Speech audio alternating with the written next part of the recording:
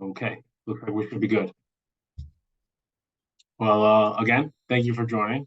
Brenton Hayden, the founder of Renters Warehouse, highly successful company, property management company, founded a while back. You did pretty well there. I'd love to hear how that started and what kind of led up to that. Renters Warehouse, sure. That started early in my career.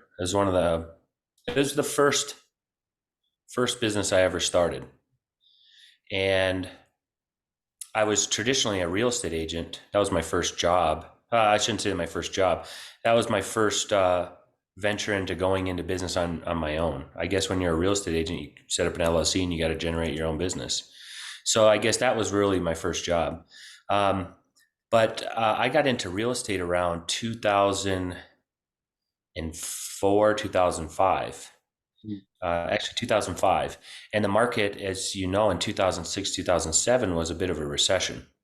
Yeah, And everybody tells you to pick a niche when you get into real estate. Maybe it's lakeshore homes or ranch and hobby farms or high-end luxury homes, whatever it may be, condos. Mine was to try and work with first-time real estate investors. But with a recession going on where people would lose too much if they sold, they were holding on to their investment properties and choosing to rent them. mm, And as a struggling real estate agent, people would often ask me, can you help me find a renter instead of can you help me find a house to buy? mm, And at the time, that was kind of beneath most real estate agents. They thought that work was kind of not worth their time. mm. And for me, trying to scratch out a living, that was worth my time. So I kind of got quickly known for a guy that you could call the lease your single family home. And that translated a year forward into me starting what was not really a property management company, but a leasing company. As soon as I could, actually, before I even could become a broker, I hired a broker to be my broker. And I went out on my own to just start helping people lease houses. I'm not going to help them buy. I mean, I'd help you buy and sell, but I did very little of that. My focus was to help you rent your Yeah, house, not manage, just rent it. And I found that I was kind of alone in that business. Nobody really wanted to do that, and I was getting very busy at it. And that formed Hayden and Company, which is the parent legal name for Renters Warehouse. Renters Warehouse was actually a website that I was building, an internet listing service, kind of like rentals.com or apartments.com. hmm, I was trying to create a site to compete with those, except that site didn't go very well. And it was just my properties that I had for rent on renterswarehouse.com. So there was some confusion between Hayden and Company and Renters Warehouse. So eventually we adopted and became Renters Warehouse. And then eventually we became a residential property management company where we actually helped you manage the property as well, collect the rent, coordinate the maintenance, enforce the lease, do your accounting, that sort of thing, be a landlord for hire.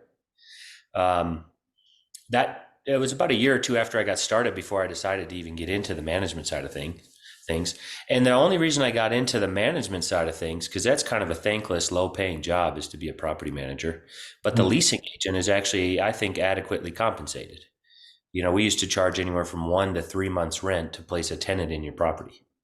But we had some things that made it valuable, like we warranted the tenant. And the warranty was different than you might think. The warranty says if your tenant went bad for any reason, we would get you a new tenant with no commission. So Okay. whether that tenant lost their job or passed away of a heart attack, whatever the reason, didn't matter. As long as we placed your tenant, we would be on the hook to get you a new tenant. And And that that was was pretty, not a lot of people are doing that. we've certainly invented the human. I called it the human warranty, the tenant warranty. We trademarked that. We own those words, tenant warranty. And it was what I found, and why I did that is typically in property management or in leasing, the property manager or leasing agent approved the tenant, not the homeowner. And then they would blame the homeowner if the tenant lost their job or didn't pay rent, would blame the agent. You gave me a bad tenant. And that was oftentimes when I was getting new clients from other leasing companies, they would tell me that story. And I thought, well, that could easily happen to me. They're getting blamed for a tenant's inability to pay rent. Mm. So I said, how do I flip it on its head? How do I make it so that they'll stay with me and not leave me every time a tenant goes bad? And I thought I could be the only one that holds myself accountable. I'm getting paid a 1 to 3 months rent commission for that tenant to be placed in the property. 3 months was for a 3 year lease. 2 months was for a 2 year lease. 1 month was for a 1 year less lease. So if I placed a 3 year lease and that person only lasted a month or 6 months, I would agree to go and get you a new tenant at absolutely no additional cost. I'd cover all the marketing, all the advertising, do all the showings, find you a new tenant like we did the first time, and there'd be no additional fee. That put me on the map. And I used to only do that for 90 days. It was the first 90 days of the lease. That was to guarantee you I wasn't here just to get a commission and slam somebody into your property and move on. It was to guarantee you that even though things are out of my control, I feel like I can hold myself accountable for 90 days. Fast forward to, years 7 through 10, we actually guaranteed the tenant for the entire length of the lease. Wow. Yeah, and that was, by then we were a nationwide firm. We had 38 offices and tens of thousands of single family homes we managed and rented. And that's where it started. It started with me in my third bedroom of the house I just bought and I barely could afford, doing leasing myself with an assistant to, by far now, current state, being the largest professional landlord service in the United States of America. We have about 40 offices. We've done a couple $1 billion worth of leasing transactions, and now we're publicly traded. Wow. So that was the main selling point for you. Do you feel like people understood that value, and when you pitched it to them, they were like, "Okay, this is my guy." They did understand it, but I needed to find a way to get people to hear it on a larger scale. I Yeah. needed to educate people that even my industry, a leasing agent, was a real industry. When people thought about how do I rent my house, they thought about a real estate agent. And like I said, 9 out of 10, 10 out of 10 agents didn't want to do leasing. Hmm. Um, so we had to re-educate the general public that, hey, there's actually a leasing service or property managers exist to do these sort of things. Most times when you think of a property manager, you think of somebody who manages apartment buildings and such, Hmm. not a single family home. So I set out to be, I didn't like the word property management. um, Property managers tend to have bad Yelp reviews, and we're always lazy, and there's always a dispute between tenant and landlord and property manager. So we chose to coin the term professional landlord service, where we would become the landlord for hire. Now, how do we get that message out that we had a tenant warranty, that we existed? We found by accident that radio did really well for us. It Hmm. used to be me. Do you remember Billy? I think his name is Billy Blanks, Billy Sheets. He was a pitch man for on TV. He'd do those 30-minute commercials and he'd sell you a mop, or he'd sell you a grill, he'd sell you something. He was a pitch man, but this I guy can, Billy, yeah, I can hear he the style. I don't know him specifically, but I can hear the style that you're Yeah, explaining. he was famous for a style, and so I used to kind of copy him and go in and shout at the radio and do an ad. Can't sell your house or lose too much if you did call me Brenton, right? And Yeah. that translated later into me hiring like celebrities like Glenn Beck and Sean Hannity from Fox News at the time, to working with Bobby Bones, one of the top 40 music anchors in Nashville. We started using celebrities to pump our message out, not only locally but nationwide. And I used to spend at one time more money on radio than like McDonald's and Chevy combined. Wow. We were a big deal in radio. We had studio naming rights. The reason I was able to do that is because I could spend $50 or $100 on a spot and I'd get 10 phone calls. And 8 or 9, 7 out of 10 of them at the time, I could sign up and turn into a customer. So we really tried to turn that into a big lead funnel. And that really took off for us. We ended up just building a massive leasing company and then eventually a massive property management company. And the way we grew so fast was through really effective radio advertising. That's how it got the message out. That's what delivered. And then when people knew we existed, and we took all the risks and fears away from landlording, for the accidental landlord. If 2006, 2007 created a bunch of accidental landlords, people who couldn't sell or lose too much. If they did, they were going to go into foreclosure. We could come in and say, actually, I could rent that house out for you. You could make $200 a month and you move out and save yourself from a foreclosure, maybe even move back in years later. Yeah. Um, and people did that as an alternative to selling in a down market. And so we started pumping that message. We were saving people from foreclosure. Um, and it really was a snowball downhill after that. We became one of the fastest growing companies in America very quickly. And I really equate that to our value proposition, Hmm. which was really how do we alleviate the fear for accidental landlords to get into being a real estate investor. We even created things like the property protection plan, where we protected homeowners against any property damage that a tenant might do. We also homeowners were scared that an eviction would take forever and cost a lot of money and was a complex process. So we even came up with the eviction protection plan, where for a small fee, I think it was like $5 a month on top of your management fee, we would cover all costs associated with an eviction and do the eviction for you. And the property protection plan, we even invented later with a third party insurance company called Aon, Hmm. Rent Protect, which we could actually guarantee the rent for up to 6 months. If the tenant didn't pay, my insurance company would pay. Wow. So now, if you were an accidental landlord and you were scared, I'm scared of the eviction process, I got you covered. I'm scared, what if the tenant goes bad? I can't afford another commission, got you covered. I'm scared if the tenant doesn't pay the rent, I can't pay my mortgage payment, I got you covered. Hmm. I'm scared the tenant's going to damage the property and I won't be able to fix it up, got you covered. Were you And we're worried at the all? only one able to do that. We invented all of that. Were you worried at all about taking on all that risk? By then I had several years of being a property manager under my belt and had a lot of data. Like, how often does this happen? What does it Mhm. really cost? How much time would I have to involve myself to handle evictions? Um, and the guaranteed rent product was beyond our financial means, so that's why we partnered with an insurance product and created an insurance company and created an actual insurance product. Hmm. That product's still around. I don't know what they call it anymore, but for a while we had the exclusive rights to it. Wow. Um, yeah, that's really impressive. So you created a lot of things that had never existed before. So you're paying attention to the needs of these people that are not being filled, and you are having the courage to do something, go out of your way and create something to help. I am curious, before you had started this company, it's obviously a big risk to start a company. Was there something happening going on in your life where you felt like I have to do something, I have to make this jump? Or were you just like, I know I'm gonna be successful? Like I'm curious what your thoughts were before you made that leap. I'd never thought about owning a business. I never Okay. really thought I was owning a business until later. But there was a couple catalysts that made it happen for me.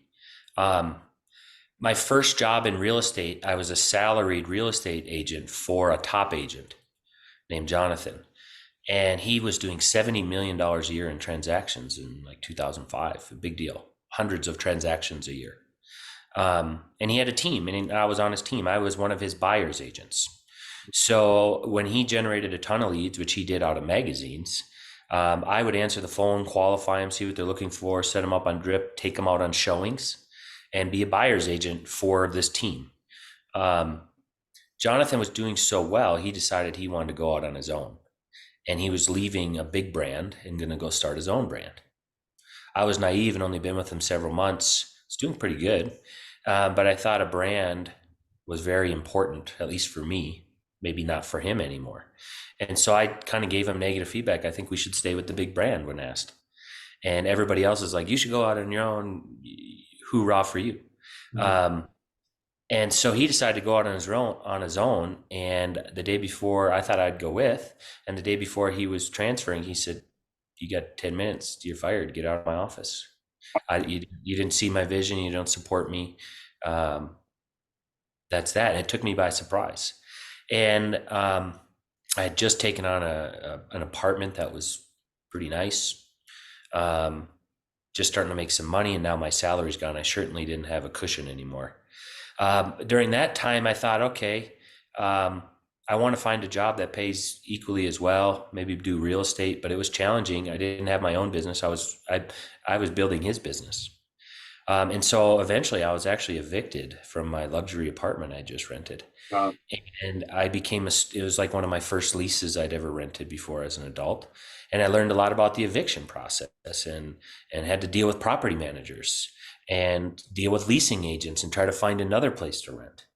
And I saw that process as challenging and problematic, and nobody was doing it well. Um, and then on top of it, when I was a buyer's agent for Jonathan, a lot of people, I would help them buy investment properties. And then they'd ask me to help them rent or manage the house. I'm like, that's not what we do here at Jonathan's real estate team. Um, but I was getting that a lot. And I was finding that I said, let me try and find somebody to refer you. I couldn't even do that. I couldn't find somebody to help them. So I needed a job. Nobody was doing the job that everybody wanted me to do. And I've recently been evicted and had some bad experiences with property management. This was the culmination of I should probably start something in leasing and property management. Hmm. So you saw an opportunity and you went with it. Yeah, and when you're young and you got nothing to lose, I didn't have kids, I wasn't married. Um, I had everything to gain. I'd just been evicted, about to be freaking homeless. I need something to do. So I had more gumption and drive than ever. Now as I look at getting back into work again, having been retired a little while, I'm envious of, you know, I wish I could be as hungry and as driven as I was when I Hmm. had nothing. Now that I have things, I take less risk, Yeah. um, more calculated. Whereas I was kind of more of a free spirit and willing to take on any risk, and that made me really dangerous. I thought really good entrepreneur, and that's something I lack today. Now that I'm comfortable, How long do you think it was until you started seeing success from the time you started it? right away, Yeah. it was my first year I did this. It was like 5 months left of a year, and I made like $230,000. Wow. And then I did a whole year after that, and I did $900,000. Wow. And then I did 1.8, and then I did 3.5, and then I just kept going. And eventually I sold it when I was doing about 15 million a year. Um, and it was immediate. Like I said, everybody needed it. And you know, when you're young, I needed to make 2, 3, 4, 5 grand a month, and I was real happy. And that was pretty easy to do, renting a house for $1,500 a month. Hmm. Rent 3, 4 houses a month, and you're making way more than most real estate agents and most people at salary jobs. I was renting 10 to 30 homes a month, and so it went really quickly. And the way I was able to get business is I really focused on being non-exclusive, cancel anytime, no fees up front. I'll pay for all the marketing, no risk obligation. Just give me a shot. You already have an agent? Cool. Ask him if I can help him too. Um, your house is listed for sale? Great. I'm not trying to bring a buyer or sell. I'm trying to bring you a renter. Um, I made it so it was extremely easy to do business with me. Just give me a shot. If I bring you a tenant that you like and you approve of, and you want to have them rent your house, would you pay me a commission then? Yeah, cool. That's all I needed to know. And after a while, there wasn't even an agreement. In the beginning, after a while, there became a simple one-page agreement. If I brought you somebody and you agreed, I earned a commission. And so it was most times as a real estate agent, it was a challenge to get people to sit down and sign the contract. Hmm.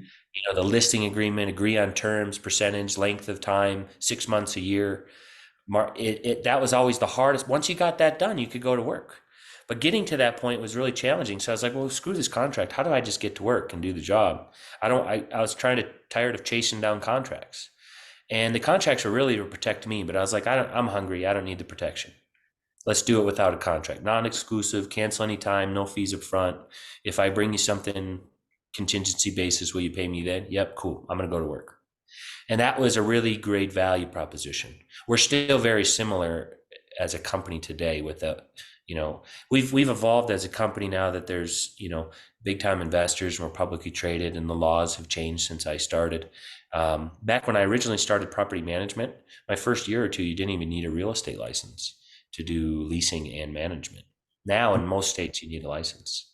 But that value proposition made it really easy to be successful quickly. And I eventually learned how important that is. Before you start a business, you kind of have to have your three uniques. What makes you different?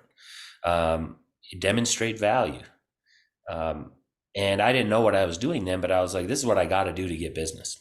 I can't Yeah. just be like, I'm an agent like you and compete on my merits because I didn't have any merits. I didn't have any accolades. I wasn't very experienced. Hmm. So I could go do a job that nobody wanted to do and come up with a way to do it that nobody had been doing. It was doing a very old job a new way. There's this term red ocean, blue ocean in the marketing world. Red ocean's kind of like going fishing and you're chumming the waters, but all the other boats are there fishing and they're chumming the waters and everybody's catching fish. It's like opening up a hamburger restaurant today. How do you be different? Well, you can, right? And there's a big market because people like hamburgers. Blue Ocean's like Elon starting a SpaceX and starting a rocket to Mars company. No one's doing that. You're first kind of his kind. You could own all the market, or you could have all of a nothing market. Um, I always liked to this day, like one of my company names is called Red Ocean. I always like going into old, established, big markets, antiquated businesses, and try to find new ways to do them. And Renter's Warehouse, the way I was able to do it differently was in addition to this value proposition, I was a young man and technology was just starting out in real estate. And I tried to make my real estate company as technology savvy or tech enabled as possible. From signing documents out in the field with flip around laptops before iPads, Hmm. to having a fax PC card where you could beam up or fax something Hmm. instead of really internet. Email was not too big. Even that long ago, these things were semi new. We came up with rental analysis tools. We started marketing our properties in the internet instead of in classified sections of newspapers and yard signs. We were doing whatever we could to be a very technology focused and technology first leasing and property management company. That also made us unique and different, and also prepared for growth when things took off very well, very early on. Yeah. So it's cool that things happen very early on. Um, I really admire that one thing that you did for success was you found the things that made your customers' lives more difficult and you removed as much of it as possibly could and you took it on for yourself. You're worried about Yeah, this? I'll cover it. You're worried about that? What if I take care of that? You we took called on that as much as you could. we called that the effortless experience. Yeah. How could we remove effort so that you didn't have to put forth too much effort to do business with us? Yeah. Removing the contract, adding value proposition pieces like guaranteed rent and property protection. We wanted to make it as easy as possible for you to do business with us. We wanted to make the value seem unmatchable by any other company.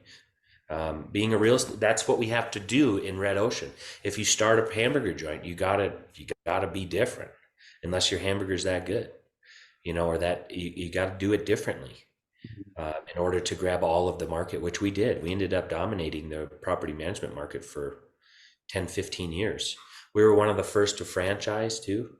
After I achieved some success in Minnesota, we did a pilot program in Arizona, and that went so well. We decided to start franchising the business, meaning guys like you, Anthony, could come along, pay me a fee, and I'd teach you how to set up an operation in Tampa, Florida, and you would, pay me a royalty. But you'd use my brand. I would show you and give you everything, a business in a box, so you could set up a renter's warehouse in your market, and it Hmm. would help me grow my brand. Eventually, after we sold the private equity, they started doing that through corporate expansion rather than through franchisee expansion. We no Hmm. longer sell franchises, but at one point I sold over 30 franchises all throughout the country Wow. to entrepreneurs that wanted to duplicate what I had just done. Was that process straightforward of turning your business into not just your business, but into a franchise business? That was very complex, Yeah. very expensive. Um, Franchising is governed by the FTC or SEC. You have to register in most states. The amount of legal work you have to do is a lot. You have to come up with a franchise agreement. In that franchise agreement, there has to be about 17 different, very um, specific um, language or clauses in it. They have to explain. You have to explain your financials. If you're as a franchise, I have almost like complete control over their brand. because that's what, like, McDonald's is a franchise. You want everybody's experience at any McDonald's to be the same, right? Mhm. There's a uniform experience. So I dictated how much they could charge, how they could use my logo, how they marketed themselves. I dictated all that. And in order to do that, that's a highly governed process by the government and a very expensive legal process to get started. Um, it was about it was about 50 to $100,000 of legal work to become a franchisor. Mhm. And then I probably had several $100,000 more into that, into staff and marketing, going to conventions and trade shows, um, investing in startup franchisees to getting them going. And then eventually it became, I think towards the end of my career, that franchise company was generating over seven figures a year in royalties from our very successful franchisees. There are still some successful franchisees in operation. Most sold back to private equity shortly after I exited the company as its founder. Mhm. Um, but like if Renter's Warehouse has a really successful franchise in Nashville still. He was like one of the first guys to buy into my brand. We have a very successful franchise in Houston and in Baltimore. Um, these are all some people. I remember my Baltimore guy. It was my first trade show out in Baltimore. It was the National Franchisee Convention where you could go and everybody had franchises, would have a booth there, and you could look to buy a business. Hundreds of Mhm. businesses would be there. That's pretty cool. $10,000 to have a booth, and then you have to make a booth too on top of it and make it fancy and look nice. So it's very expensive to go, and I went by myself because it was costly to travel and send people. And as soon as this thing opened, some guy kind of almost jogs up to me, and is like, "You're Brenton, right? Yeah, cool. I want to buy your franchise." And I hadn't been there 10 minutes, and I was terrified whether this was going to be worth my time. And within 10 minutes, some guy's like, "Can I buy it now? Like, what do I got to do? I came here just for you." Wow. Uh, and I thought that was incredible. He's still with us. His name is David Gurian. He's doing very well in the Baltimore, Washington, D.C. area. Um, really proud of him. But he was a guy that really gave me confidence right away. Okay, if that's how it's going to be, and it wasn't all that much harder after that. Mhm. We had a very low franchise fee. I think it was like $30,000, and then we asked you to have another $30,000 to invest in your business, and then we gave you everything you needed and got you started. A lot of times you hear about businesses, and it'll be described to you like there's roller coasters, ups and downs. There were points where I doubted if it would even work, but it seems like for you, from the very jump, it just started working. Would you say that's accurate, or were there some times where you had doubts? You have doubts, um, but before I kind of ventured into anything, I kind of felt comfortable that people wanted this, that I had something of value. Mm. Franchising had doubts that, how am I gonna? My doubts were like, where am I going to come up with the 150 grand I need to get going? And that was the first time I ever took an investor. I founded the company on my own, um, and I only had one partner. He had a minority stake in my business. At the time, I sold him 10% of my company for 90,000 dollars. Wow, they believed in you. Yeah, he believed in me, and he was a young man, not much older than me. But his family had been a very successful entrepreneurial family and left him some money. And he decided to not use that money to go in the family business, but to make his own way. And one of his first ways he did that was with me.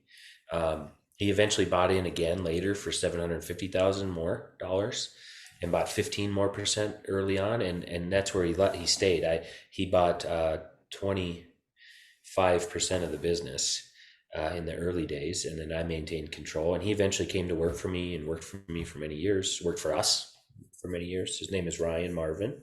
Mm. Uh, but he gave, I had a great idea, but I needed kind of somebody to tell me it was a good idea and put their money behind it.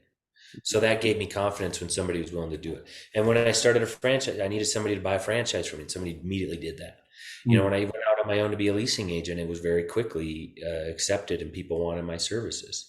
I think it was well calculated to the things I got into. The doubts were not whether or not I had a good idea or I had something of value, as whether or not I could execute. And that today is kind of my message to anyone looking to start a business. it's good ideas are abundant. Everyone's got a bunch of them. People often don't get started because it's not the right time for them. They got kids. There's too much to risk. They don't have the right amount of money. They don't feel like they have enough money. Their business plan isn't perfect. I can tell you, I didn't have a business plan. I just had an idea. I didn't have any money. I didn't wait. I didn't let these things get in the way. But I knew I could execute, mainly out of hunger, drive, gumption. I knew if I had this is what I was going to do to make money and survive, I could do it. And I think I knew I could sell franchise. I just need somebody to help me get there. I knew I could these products that I was creating, people wanted. I just had to create it and make it financially viable. So my doubts were never not whether I could execute. My doubts were um, whether or not I had the means. Hmm. Um, and still to this day, I tend to go to people and get opinions from them. I don't need them. I want them because they either break down, they'll throw an idea for me in the trash by getting lots of negative reviews, or they'll pump me up and get me what I needed to have the confidence to go about actually doing the job myself and executing it. So I think at the same time too, I've had a lot of people tell me some of the ideas were really dumb, and that gave me confidence. It depends on the situation and what you're looking for, but I still tend to try and get confidence from somebody else other than myself, because you tend to be in your own world. You live in a bubble when you're an entrepreneur. You're the top dog. You're the boss. Mhm. It's your business. Nobody's going to tell you when to go to work or if it's a good or a bad idea. You're the only one that can do that. And so, I tend to share a lot of ideas with people. I have a lot of different ideas, and if some of them get people excited, I tend to run with them a little more than the ones that are not getting people excited. Or if I sense fear about me getting into it, that also gets me excited. Um, so I never felt doubt. I felt like it was going to be a challenge, not doubt. Hmm. And with a challenge, with proper planning and preparation, you can overcome any challenge. And that's really all it is to get started. Is just overcome some of the first challenges. Get started. Put a little money into it. Turn it into a side hustle, and be about it. Stop talking about it. Be about it. How many businesses would you say you've started in your life? Over 10, less than 20. Do you think that, or well, have you started all of them by yourself, or how many were with partners? When Ryan and I were partners, we tried to do a lot of things together. So more than half of those were with Ryan. We've done everything from start a HVAC company to concert promoters to a Hmm. limousine company to house flippers, um, property managers, real estate. We had online real estate companies. We had for sale by owner real estate companies. Um, now I started an ATM business um, and a few other businesses since I did I started a consulting business on my own. But I would say a lot of mine I started with somebody. And Yeah, even my new flipping adventures here in Wyoming, I have a partner now. I um, I assume you're familiar with Robert Kiyosaki, the author of Rich Dad Poor Dad. He Just, says 9 out of 10 businesses fail. It seems like you've had better odds than that. I'm curious how much better than that you've done. I think that's probably a real number, Yeah. but I think people fail for a simple reason. People suck at doing business. It's really easy, but people don't know how to do it.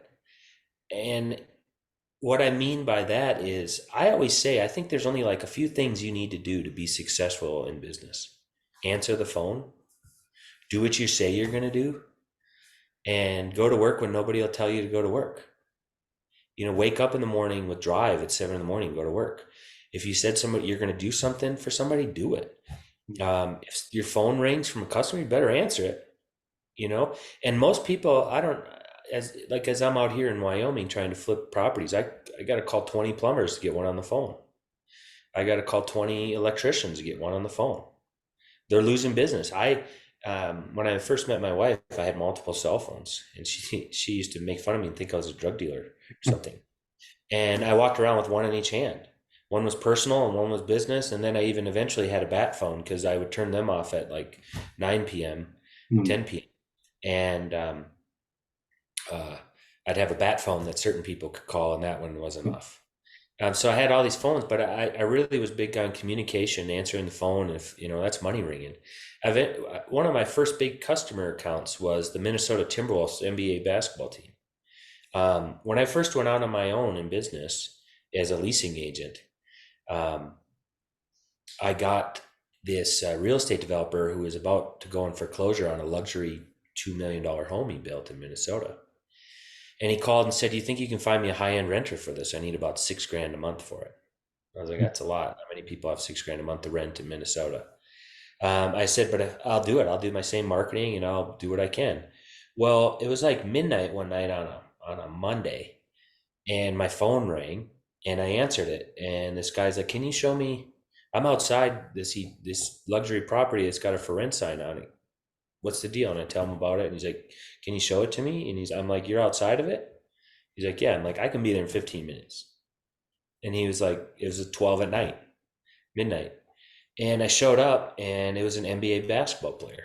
And he wanted to rent the house. He rented it from me on the spot. "I'll take it. Cool." And I rented that house in like a day because I answered the phone at midnight, and I went and showed the house at midnight. And next thing you know, that basketball player turned me on to everybody in the locker room, and I became known as the $1 million manager. And some local press got a hold that I was this young kid renting luxury homes like no one else was doing. And that kind of was my first nickname in leasing. I used to put it on the back of my cards as the $1 million manager. Hmm. And That's cool.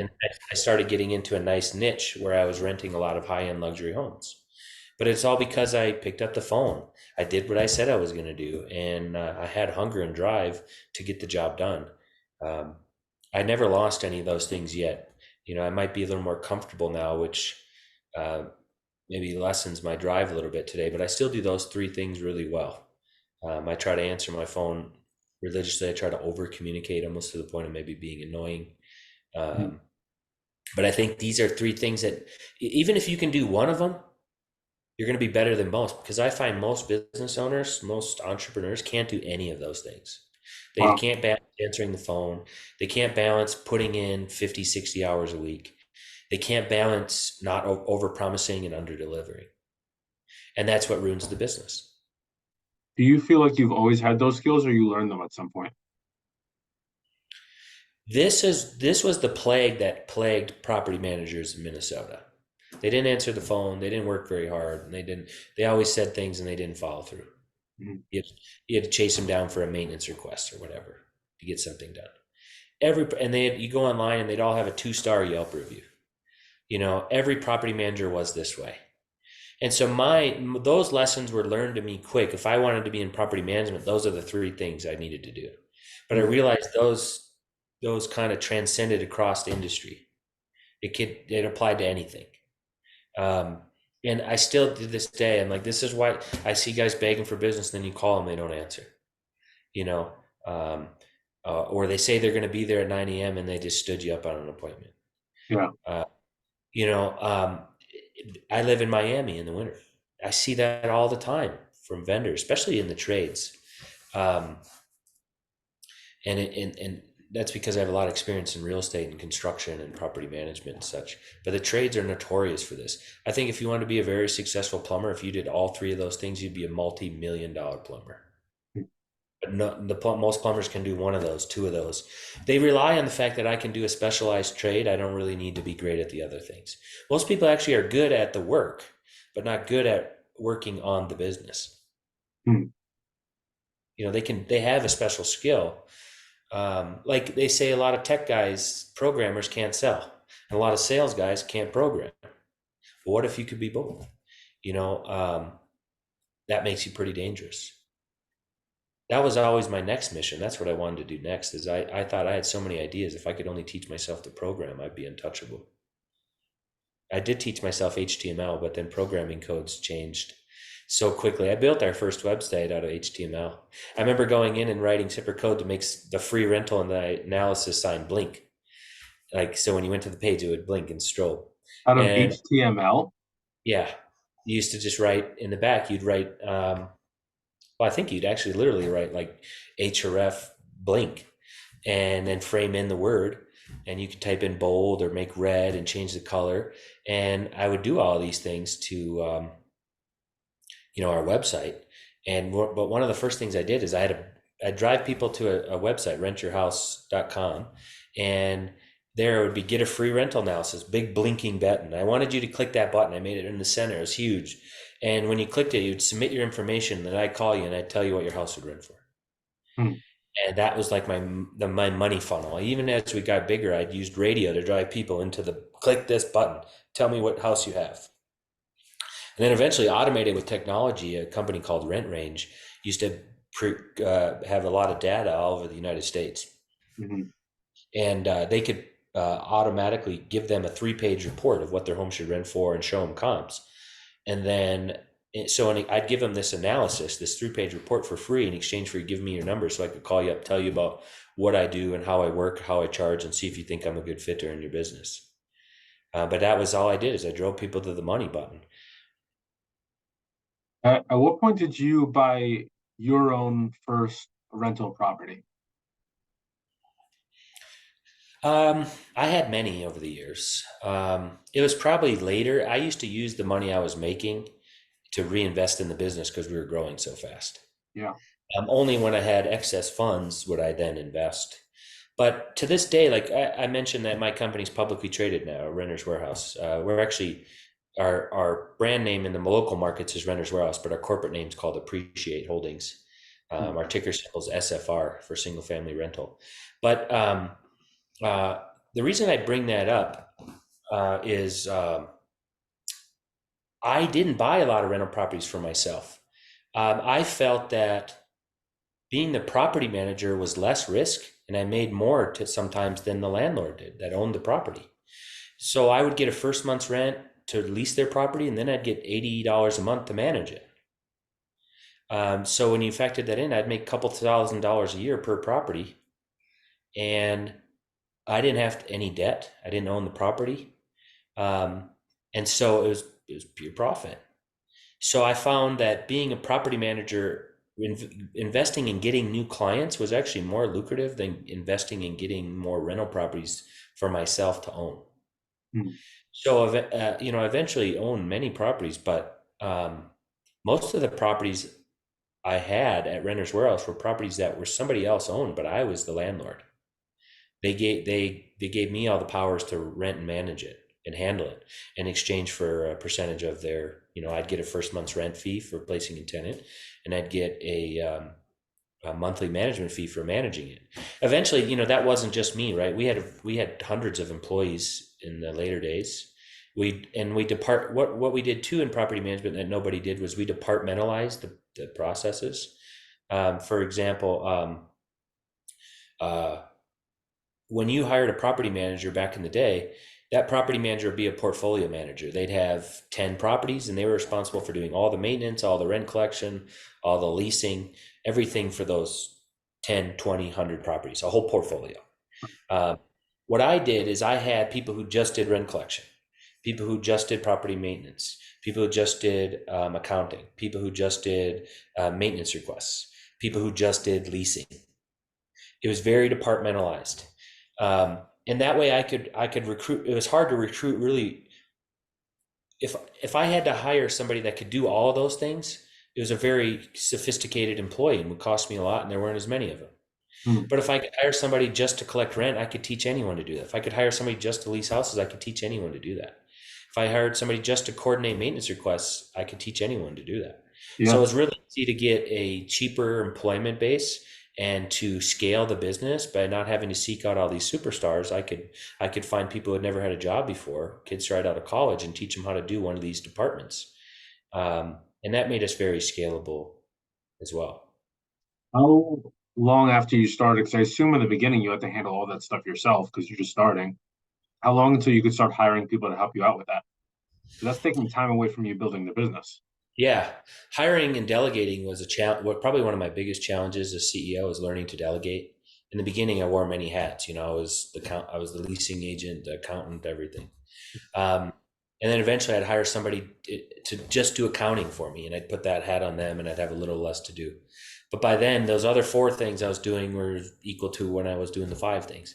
So, but in the early days, I almost always, even very early on, I had an assistant, and that assistant was kind of like did whatever I did. I remember we'd drive around; they'd actually drive me, and I'd sit in the passenger seat on my PC Wi-Fi card, and I'd upload photos, connect the camera, take calls, and I'd redirect. All right, now we're going to Bloomington. Now we're going to Minneapolis. Now we're going to St. Paul. And then eventually, I even had somebody sitting in the back seat. They're like, "Can you write this down? Can you call that person? Can you send this lease?" And it was just like multiple assistants for myself. And then eventually, I realized I need to find people like me. And so I started hiring other people that would become leasing agents for me. And then I would take a split. I'll give you all the business. Here's the clients, show you how to do it, but I get 30%, 50% of your deal. And so I'd hire another young, smart guy like yourself and say, all right, you're the leasing agent for the west half of the Minnesota. I'm the east. And then eventually I'd break that up even further. And as we got bigger, we had hundreds of agents, and they would have very specific territories.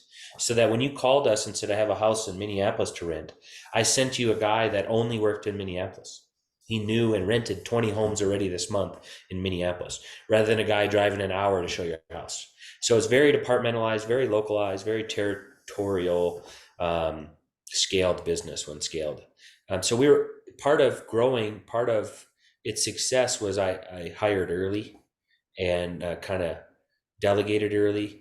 I take it back. I wasn't so bad at delegating and hiring as I was really bad at training Hmm. because I didn't have a training manual. I didn't have the time to sit down with you and show you everything. So I kind of liked it where like you would just you'd ride along with me for 7 days, 5 days, and then you're like, you got to go on your own. Hope you Hmm. learn something, you know, and you learned it kind of on your own by just seeing me in action. Sounds like in the beginning. Sorry, go on. Well, that I got better at when we started franchising. We had to have operations manuals and training manuals, and have somebody come out to our offices for 2 weeks and learn how to run a business and bring their team with them. And we had Hmm. to almost be an education company. And that ended up being, probably one of the hardest things I did in my career was to set that up. I'm Yeah. not suited for that. Sounds like when you were starting to scale in the beginning, at first hiring those assistants was the biggest like leap for you because you Yeah. multiplied yourself into one, two, three people, and that's exponentially more efficient that you were able to be. Yeah, I remember, I think I still hold the record. I don't think anyone's ever beat me. I think I rented 50 houses in 1 month. Wow. And that was when I knew I needed to scale. But people always, "Yeah, how'd you do it?" And I was like, it was kind of weird. I had three assistants, so that's why. As we got bigger, we had a guy do 31 transactions. His name is Steven. He's one of my best agents. But he had a team. So we actually eventually allowed our leasing agents to develop a team within the leasing model if they were good enough. And it's kind of like if you own a basketball team and you got Kobe Bryant on your team. Um, you try to get him the ball, especially if you're spending a lot of money on advertising and get these leads and your company needs to generate money and you got three agents on your team that are freaking rock stars and the rest are just, good players. You got to feed the beasts. You got to feed your superstars, your rock stars. And so we would eventually learn to help them set up a team and give them more deals than most other agents. If you were a good agent and you made money and you got good reviews, you got more leads than the guys who didn't do deals and got bad reviews. Um, and that was just the nature of the business. We'd have this massive lead funnel and people answering the phones, and it was up to them to hit budget every month. And the way they hit budget is like, I need a few more deals. Superstar agent, can you take some more? Rather than let's equally give everyone the same deals and see how it floats. No, if we had good agents, they got more deals. If Yeah. we had bad agents, we'd starve them unless they started to prove themselves. Like you had to earn it. Yeah. Makes sense. A big part of what you've done, it seems, and what you're still doing, is confidence. I'm wondering if you've always had that confidence or where it came from, if you gained it, and what sustains it for you. I certainly wasn't confident. I wasn't a good public speaker. I was always nervous going to these listing presentations. Um, Being good at it though, like actually getting the job done a few times and then being able to tell that story gave me confidence. I just already rented 10 houses in this neighborhood versus I've never rented a house in this neighborhood gave Yeah. me, so as I achieved more success, I'd use that success and kind of use the Donald Trump method and like let people know about my success. And then that got me more success. You know, um, if people don't know you did a good job, how do they know you do a good job? And so I'd go into appointments and I'd be like, I rent more houses than anybody. You know, I rent them faster for more money and I don't have upfront fees. And I would use that as like kind of, I'm bragging, like this is, you'd be a fool not to use me. I have a better value proposition. I'm better than most. And that I constantly kept getting rewarded for that um, demeanor. And so in real estate, you have to be confident. You have to explain how you are different from the rest of the folks in the pack, because there's 30,000 agents in your state, or more. And so it kind of came. It certainly wasn't natural, but it came after um, having some success and not being afraid to use that success to parlay it into further success. Don't be afraid to toot your own horn when you've done something great. It's okay to tell somebody you've done something great, especially in a business setting in order to get more business. Yeah, that's actually another question that I had for you. Is a lot of people can be overly self-critical, only focusing on what they need to improve versus sitting in what they've already done and how good that is. Can you speak to, and you kind of already started, but can you speak to like, the value of being able to stop for a second, smell the roses, say, I've done a good job here, versus being overly critical? You got to have that little voice in your head that, you know, you got to also, I used to say, work on the business, not just in the business, kind of reflect what went well, what didn't go well. Um, you know, what do I need to do in the future? Setting some goals, those sort of things helped. Um, I think that's really it. That's all I could really take away from it. Sure. I was also curious. You're obviously a risk taker. It's worked out for you. I think a lot of people can suffer from overanalyzing, analysis paralysis. Yeah. Was there a point where you learned to start taking that jump? Do you feel like you've always been good at it? Can you give advice to somebody who suffers from analysis paralysis to help them kind of just jump in the deep end? I think it was realizing that most people were less prepared and less good at than me. And as a 20-year-old, I'd see guys been doing it 30 years and they still sucked at their job. Yeah. And I was like, well, he's been running this business making $1 million a year. I'm smarter, better, faster than him. So that gave me confidence and started getting me out of my head. And I started, and then having started with no money and no business plan, and the timing was put on me, not chosen. Realized that I didn't have to have the right timing, and didn't have to have. I could bootstrap this thing, and you can embrace constraint and turn it into drive and gumption. Um, I think a lot of that now, I think people who have analysis paralysis are either not really serious or maybe overly serious. You see a lot of analysis paralysis in private equity when it comes to like getting a $20 million investment. It take a year or two to get the guy off to write the check, Mhm. and then people who start their very first business or talk a lot about starting a business but never do. I don't think they got an idea, but they don't have confidence in themselves to achieve it. Um, I started realizing that I could get confidence from other people's lack of confidence or lack of competence. Mhm. Um, and that started eliminating the paralysis. Plus, I like to be, you can't, there was a great book. It was a technology book called Rework. I talked about this a lot in other podcasts I've done, but there was in there like how you have to make small decisions and in order to make progress.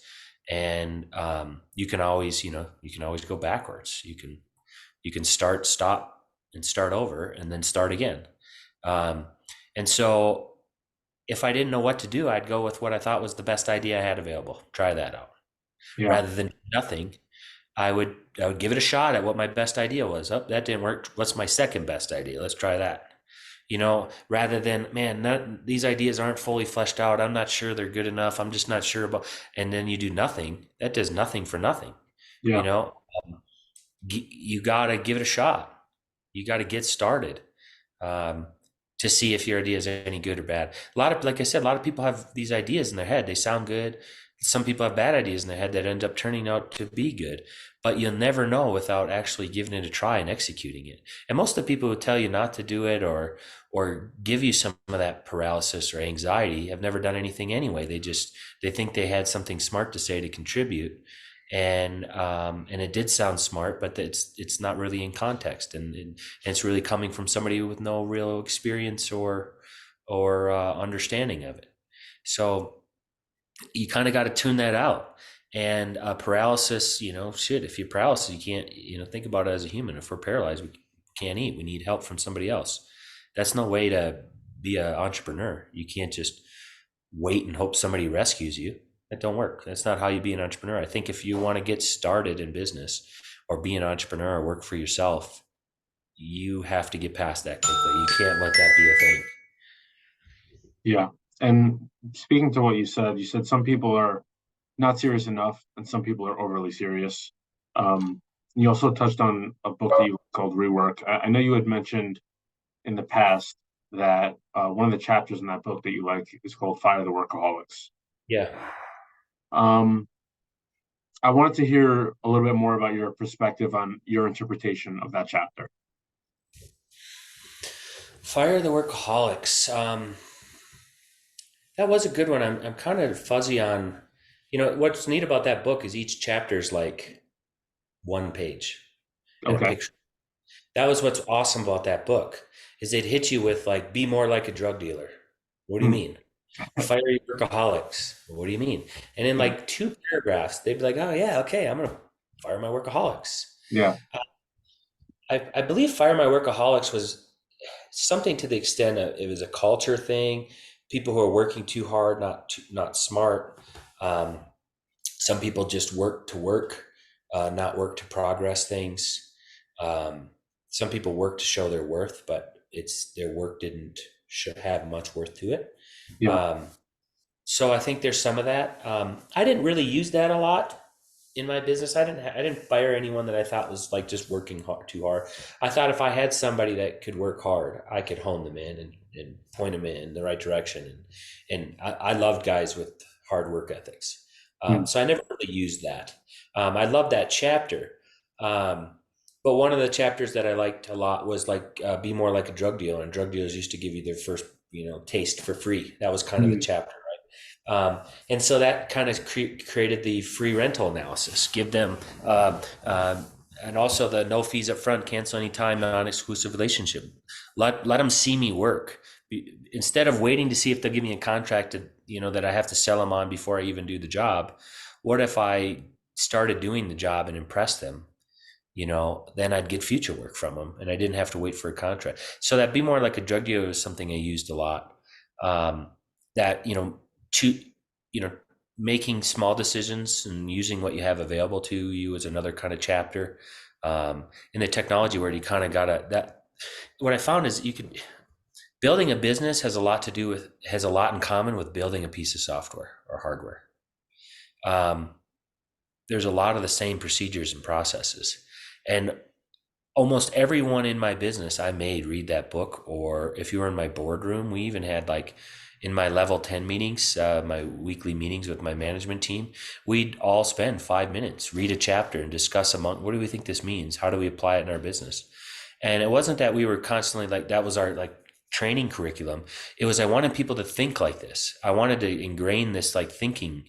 Um, I wanted to teach my employees to not be paralyzed by fear, anxiety, or the unknown, or analysis.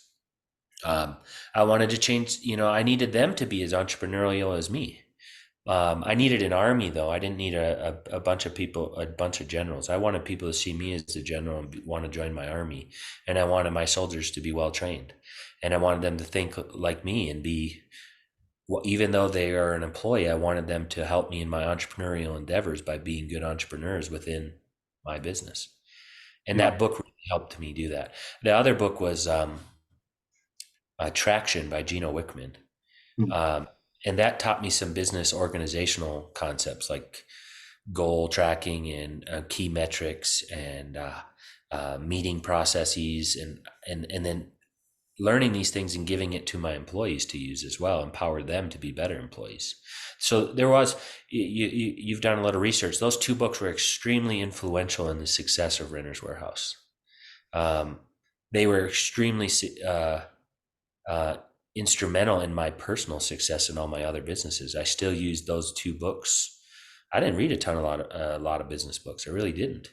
Many of those books were referred to me and demanded I read by people I respected. And I would tell them, I don't read books. This isn't for me. I read magazines or read blog posts, things like that. I don't sit down and read a book, fiction or nonfiction. I read those books and they changed my life. I use them every day. Um, What was your biggest takeaway from Attraction? uh, the Vision Traction Organizer tool, the VTO.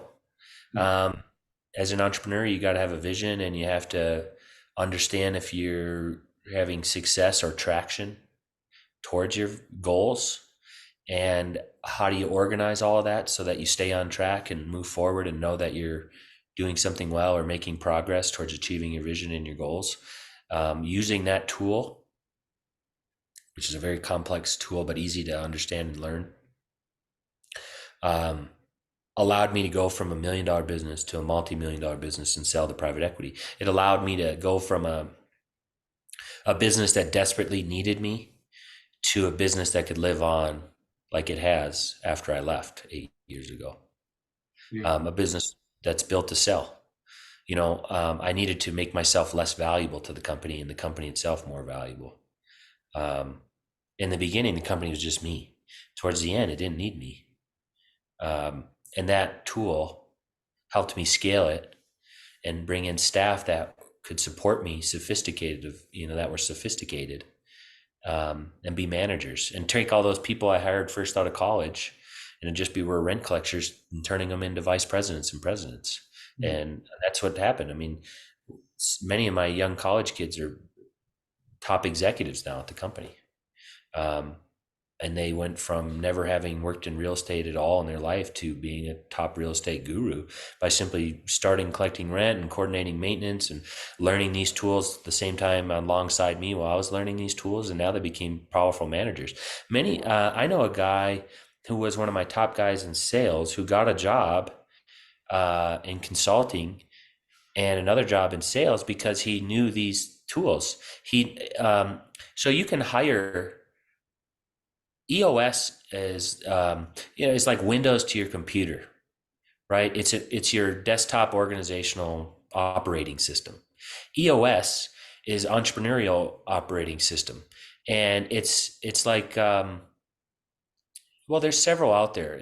There's tools that help you organize and scale a business. I'm trying to think of the other one that's really common. Uh, can't think of it, but EOS, you can hire people that will come and teach you the book Traction in person for about $10,000.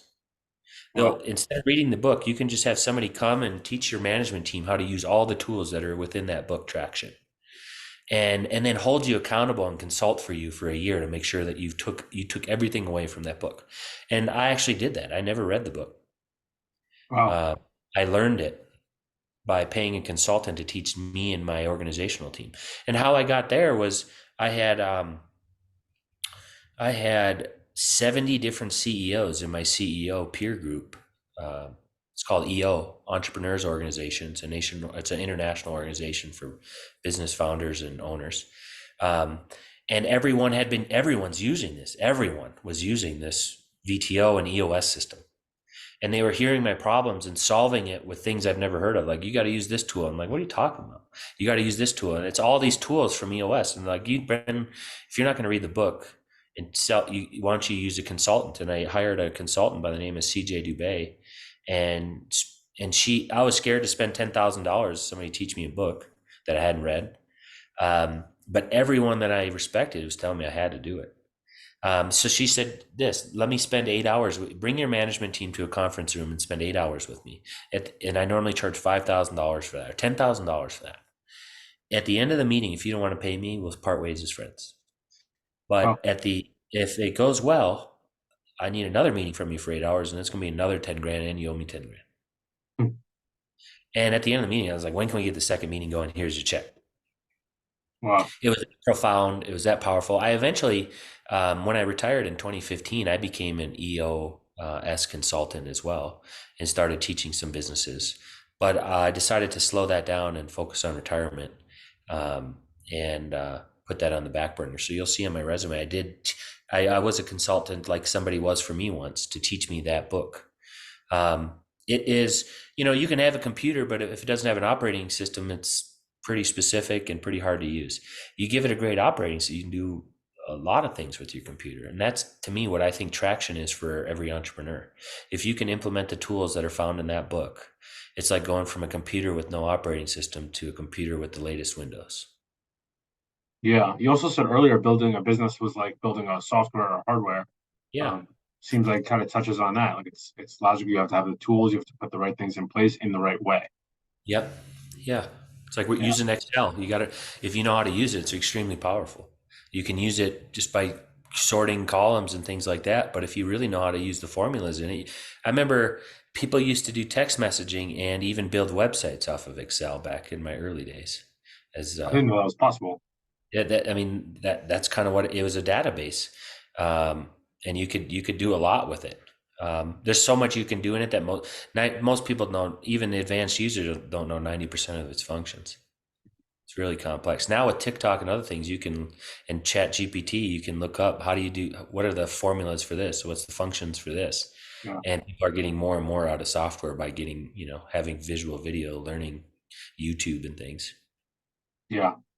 You had mentioned a couple times you had done things or taken actions or chose your path because the people that you respected around you had suggested it to you and you respect their opinion. I'm curious to what degree of your success would you attribute to the relationships of the people around you? For sure, my loyal employee base that I had at Renter's Warehouse, I had very low turnover. I had a bunch of young, talented people that really chose to follow me and support me. Absolutely, huge credit to my success. Period. More so than these CEOs were. Um, but that CEO peer group was helpful because they could relate to me in a way that my employees couldn't. They also owned a business and they also had to make payroll and they also were the top dog and it was lonely at the top and had to make decisions on their own.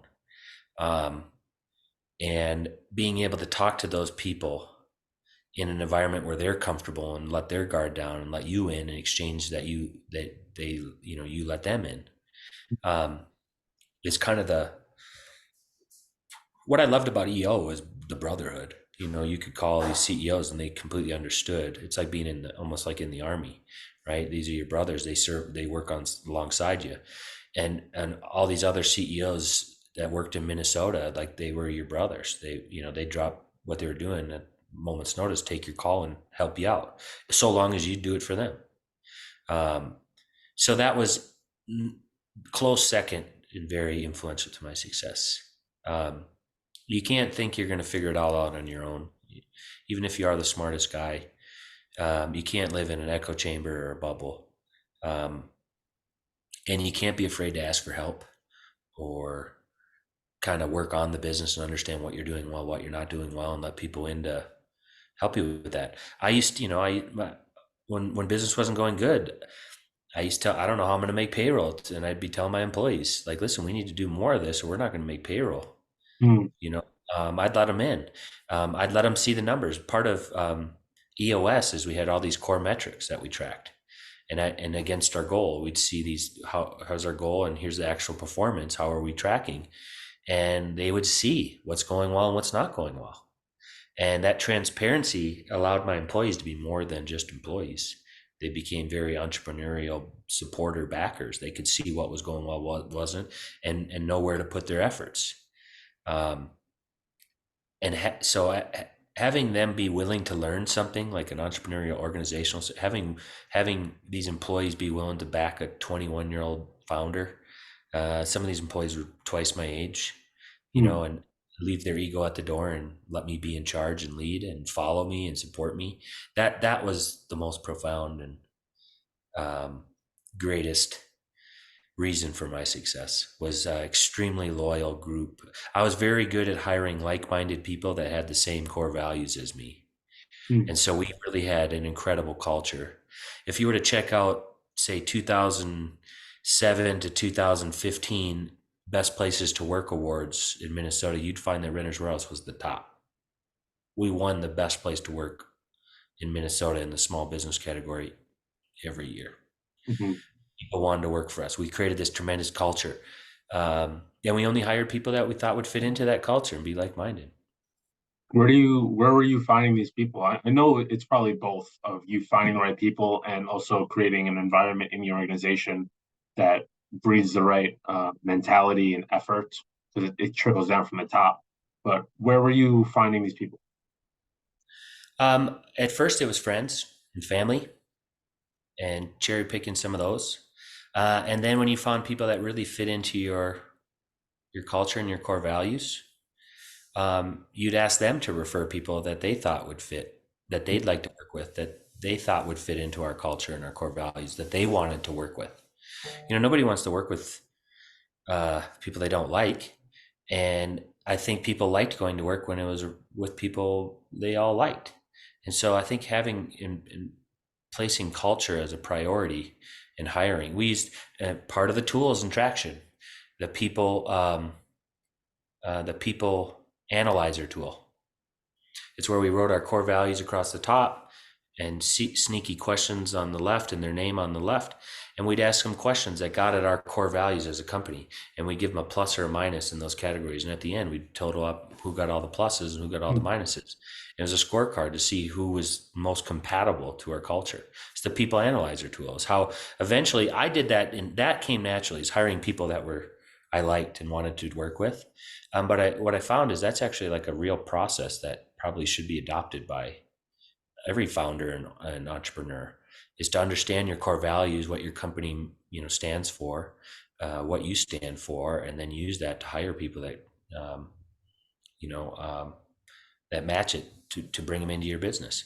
I didn't know what I was doing. I was doing it in my head, but having the tool later allowed me to teach employees to do it. To help eventually have employees hire new employees.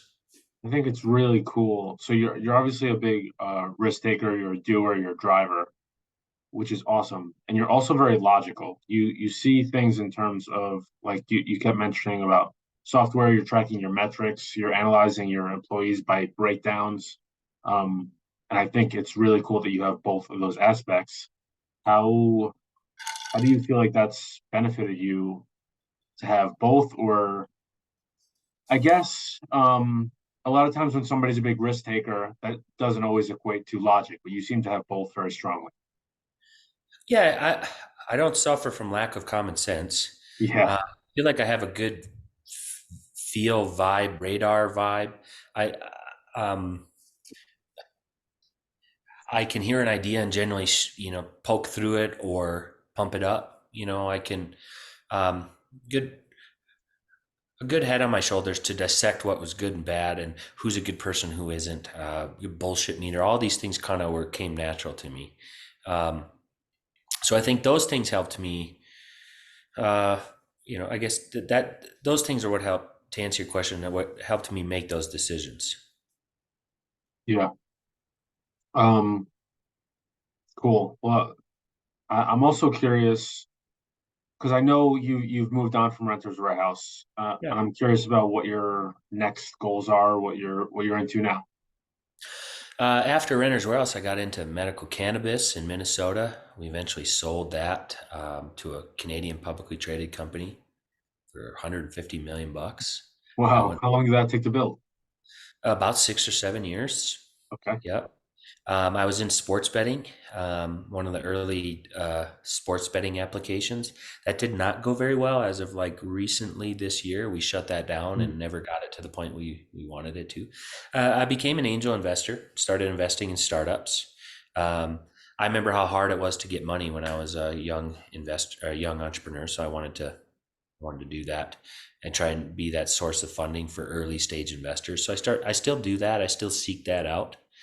Um, you know, I always wanted to retire early, and I thought if I made enough money and I could work really hard, work really fast, and make enough money and retire early, and I did that. And I don't have to work again. But I find that that is part of my identity, is kind of being good at business and starting businesses, and that's part of like some people like certain things. I like starting businesses. It's fun for me. I don't like building them. I like starting them. Hmm. Uh, but I really get into like good ideas and what would it take to turn it into a business and spitballing that back and forth with somebody who thinks like me. So I'm looking to still be an investor. With the tight economy and cost interest rates nowadays, uh, I've decided to try and make some more income and flip some houses, develop some properties, build some spec properties, and it kind of ignited a fire I didn't expect to be ignited again. I'm having fun doing it, and I'm making some serious money at it. So that's the first time in a long time that's got me motivated to work hard again. Um, I don't want to be a landlord anymore. I don't. So, but I'm starting to build investment grade multifamily properties to sell, apartment buildings and such. But You're the big built dream, the big plan, and something I'm actively working on is to own a professional baseball team. Uh, really. yeah, whether it's a minor league team or a minority stake in a major league baseball team. Um, that's the big play. That's the big future. That's something where I'll write my next big check, um, and is my goal for the future. I I like picked the goal up about a year ago, and I made an offer and almost bought a team. Uh, a team in Montana, a okay. minor league baseball team. But I think that's the most exciting thing I see on the horizon for me is hopefully getting into baseball. As I mentioned, Renters Warehouse went public, and we did that in January, and I'm hoping that our stock continues to grow, and as it grows, I have a very meaningful stake still in Renters Warehouse. And if I ever trade that stock out of Renters Warehouse, my baby, it'll be for my new baby, which will be a baseball team. Who's your favorite team? Miami Marlins. Really? Yeah. You're from Florida originally. Nope, Minnesota. But I moved to Florida 7.5 years ago. But when I was a teenager, the Marlins were very good, and they were an expansion team, won World Series, and they had the teal and white uniforms, and they were so sharp Yeah. looking. Yeah. So the Minnesota Twins and the Marlins were always my favorite teams. Yeah. They're not bad. I'm a Mets fan, so I'm from New Jersey originally. So I've had a lot of years of a really bad team. Recently got a new owner. We're a little bit better now, but still not where we need to be. But You got Max Scherzer though; he's the man. He's my favorite yeah. player Is he really? for sure. Yeah. All blue eye, brown eye. Yeah, he's got the crazy look in his eye. Yeah, he's absolutely my favorite player. I saw there was a video of when he had just gotten to the Mets at this point, and he's like when it's his day to pitch, he's like crazy man locked in. And there was They call him Mad Max. Mad Max, that's right. And You there was never look him somebody in his brown eye when you're batting. They call it the speed yeah, eye. there was a little kid who was supposed to throw out the first pitch, and but he was like warming up already. So like this little kid was just standing next to the mound, like looking around, didn't know what to do, and he's just throwing pitches, warming up, like not even gonna let him do it. Yeah, he's in the zone. He don't care. He's there to do a job. I get it. I love his tenacity. Yeah, that's exactly what it is. I think that's an awesome dream. That's and you think you're gonna start with minor league first, or Yeah, my budget affords minor league unless my IPO of Renters Warehouse goes overly well, then maybe major league. yeah, that would be awesome. Oh, I would love to see you on a team. Thank you. I'd love Yeah, that too. yeah. Well, I really, really appreciate your time today. You've given me a lot of awesome, awesome time, awesome information. Really Welcome. great stuff. You're welcome. I'm glad you're doing what you're doing, and thanks for having me on your podcast. Thanks, Brent. I hope we can speak again in the future. Anytime, Tony, you got my number. Yes, sir. Bye bye.